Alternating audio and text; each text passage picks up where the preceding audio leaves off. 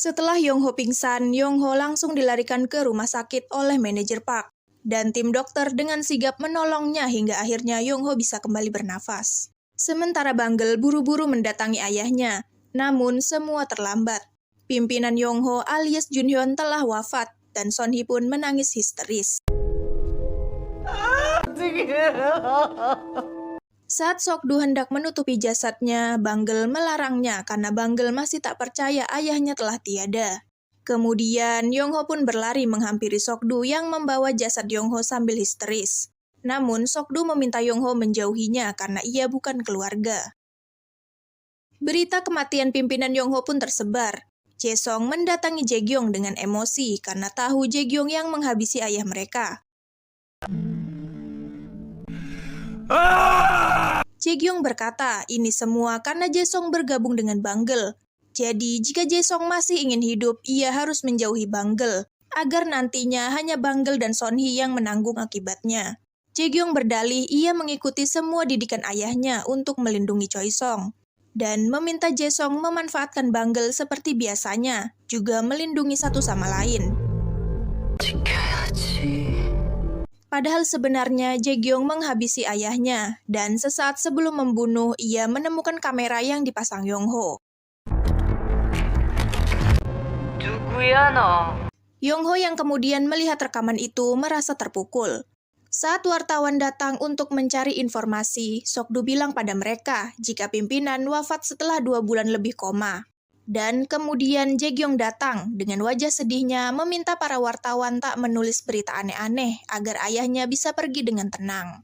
Menyaksikan anaknya bersandiwara membuat Yongho sedih. Sebenci itukah Jae-gyong pada dirinya? Setelah itu, alarm jam pintar nenek pun berbunyi, membuat Yongho bergegas mencarinya.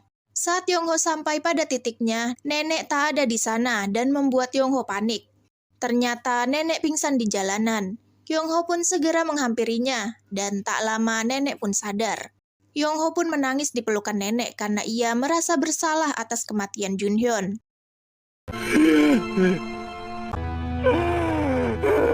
Sesampainya di rumah dan mengurus nenek, Yongho memperhatikan barang-barang Junhyun.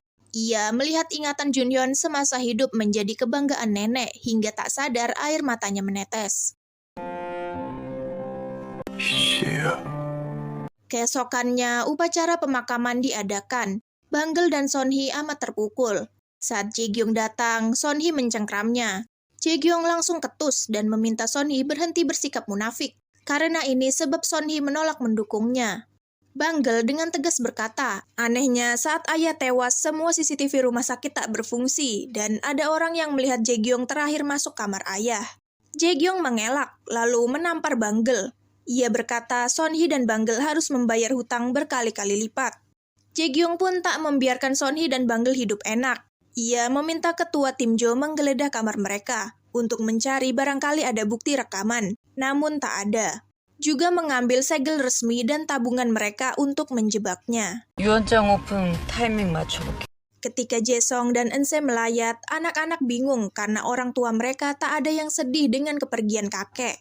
Kemudian Eun-se dan Jae-song berdebat dengan satu sama lain tentang kejadian sebelumnya.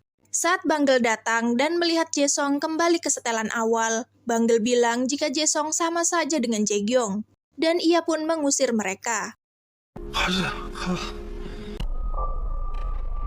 Sebelum Jae-gyong tiba, para direktur berpendapat jika tak mungkin mendiang Yongho menggelapkan dana, dan pasti ia dijebak.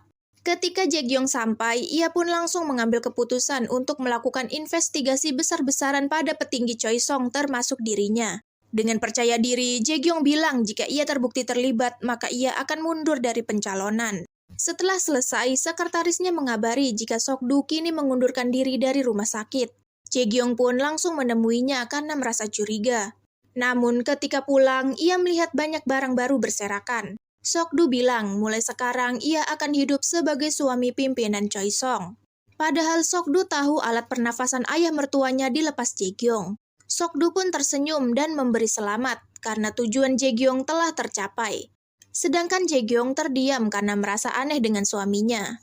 Dan ketika Sang Jae akan melayat, manajer Park menyampaikan pesan Yongho untuk melarang Sang Jae datang. Ia harus berlawanan dengan pimpinan agar kesaksiannya kemarin tak sia-sia. Dan Sang Jae pun menurut.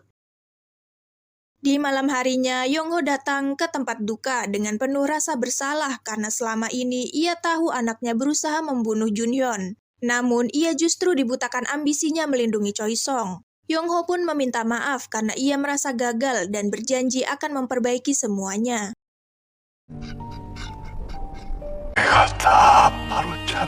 Keesokannya, Yongho membawa nenek tinggal di kamar suite-nya agar bisa hidup nyaman. Namun di sana, dimensia nenek justru kambuh. 나 우리 집 갈래. 합시다, 옥순 씨.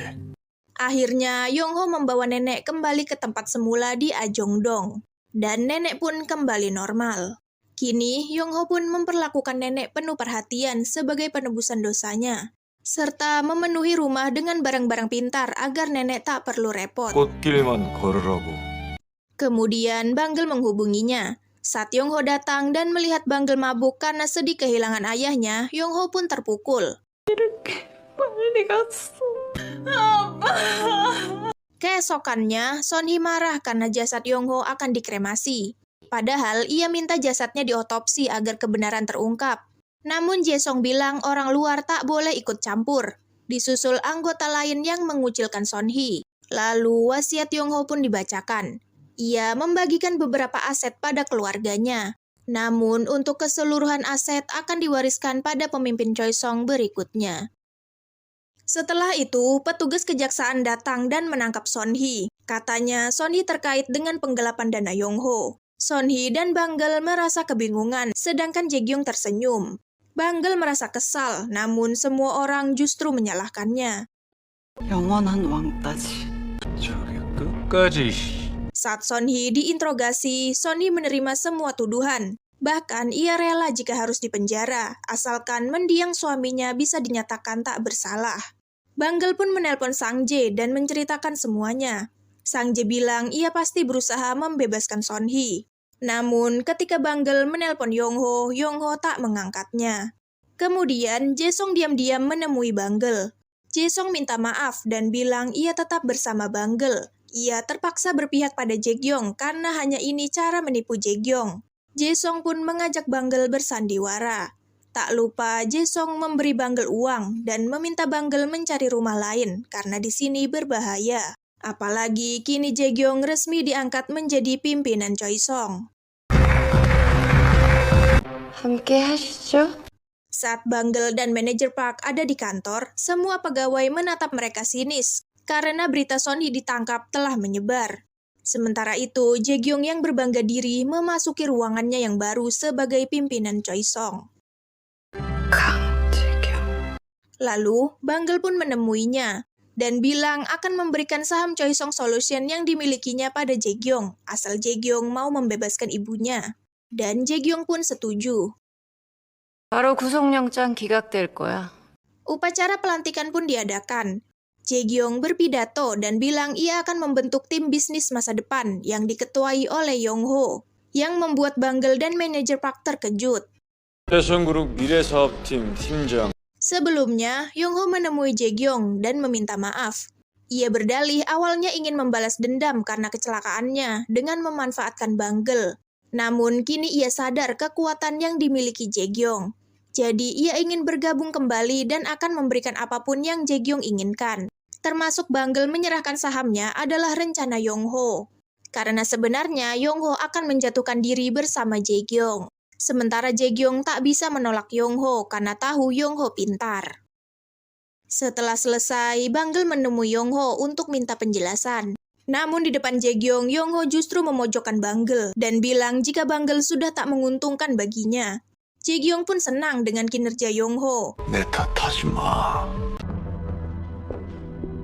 Yongho bilang keinginan Jae-gyung terkabul mengusir Sonhee dan Banggel tanpa sepeser harta. Kini Banggel, manajer Park, dan Sang Jae dipindahkan ke tim manajemen sumber daya yang ruangannya terpencil. Namun meski begitu, semangat mereka tetap membara. 누가 이기나 한번 해보자. Kemudian Yongho pun diperkenalkan di hadapan direksi. Dan ia pun mulai mengeluarkan ide-idenya tentang memajukan Choi Song Solution dan membuat Jae-gyung bangga. 제가 책임지겠습니다. Namun, saat tiba di ruangan, pimpinan Na telah menunggu Jae-gyong. Katanya untuk mengucapkan selamat, padahal ingin mempertanyakan bisnis hidrogen yang belum diserahkan padanya. Padahal ia belum melunasi pembayarannya. Saat pimpinan Na pergi, Yong-ho mengantarnya ke lift. Tak lupa, Yong-ho juga menyerahkan kartu namanya. Barangkali pimpinan Na juga ingin menjadi tuannya. Setelah itu, Yong-ho pun menemui Sang Jae. Ia menyerahkan uang dan meminta Sang Jae membawa Banggel dan Sonhee ke Amerika agar mereka bisa aman, karena Yong-ho akan mengusir Banggel dari Choisong. Namun, Sang Jae menolaknya. Melalui Sang Jae, kini Yong-ho bisa melihat Sonhee dan Banggel yang tengah berada di sauna. Saat Banggel pergi dan Sonhee tertidur, Yong-ho menyelimuti Sonhee. Tapi tiba-tiba Banggel kembali dan menendangnya dikira orang lain. Yong-ho pun langsung melarikan diri. 걱정하지 마. Setelah itu, Banggel mencari rumah sewaan dan terpikirkan suatu tempat. Keesokannya, saat Yong-ho selesai olahraga, ia pun terkejut melihat Banggel yang kini menjadi tetangga rumah atapnya. Banggel sengaja pindah kemari karena ia merasa dendam dengan Yong-ho. 죽이고 싶은 인간도 있고?